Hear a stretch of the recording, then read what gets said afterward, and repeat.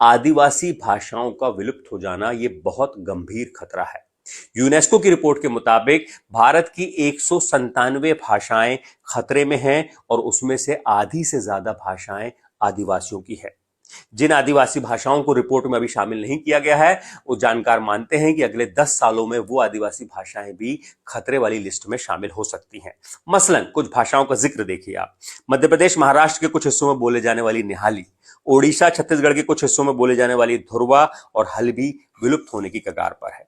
झारखंड की बिरहोर, आसुरी, कोरवा, उड़ीसा पश्चिम बंगाल झारखंड में बोलने वाली भूमिज, ये तो सिर्फ कुछ नाम है। फहरिस्त बड़ी लंबी है ऐसी आदिवासी भाषाओं की जो खतरे में है और जो विलुप्त होने की कगार पर खड़ी हैं।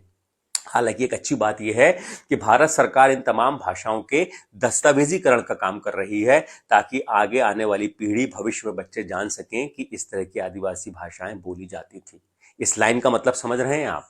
मतलब सरकार भी ये मान रही है कि इन भाषाओं का अस्तित्व खतरे में है। तो आज से 100 साल बाद क्या होगा, तब सिर्फ यही जिक्र किया जाएगा कि ऐसी ऐसी ये नाम की आदिवासी भाषाएं हैं जो एक दौर में 100 साल पहले बोली जाती थी। ये भी एक बड़ा गंभीर खतरा है जो ये बताता है कि 100 साल बाद आदिवासी रहेंगे या नहीं रहेंगे। आदिवासियों का बदलता नजरिया।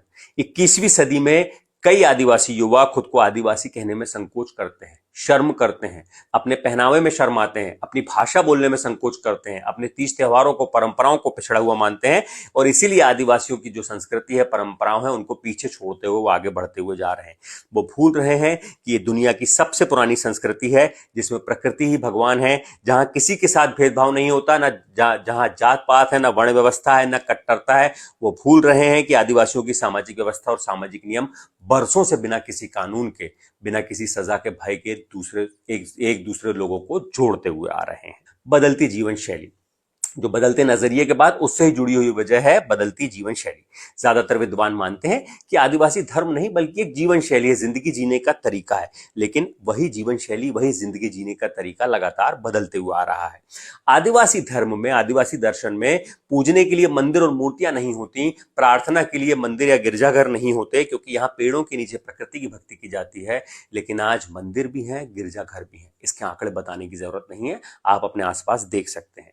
आदिवासी जीवन शैली एक ऐसी जीवन शैली है जिसमें सुख और शांति के लिए दूसरों की सेवा और भला करने का रास्ता बुजुर्गों ने बताया है, जहां व्यक्तिगत कुछ नहीं होता, सब कुछ सामूहिक होता है। लेकिन धीरे धीरे सब कुछ बदलता जा रहा है और इस बदलाव का मुकाम 100 साल बाद क्या होगा, फिर वही सवाल कि क्या 100 साल बाद आदिवासी खत्म हो जाएंगे।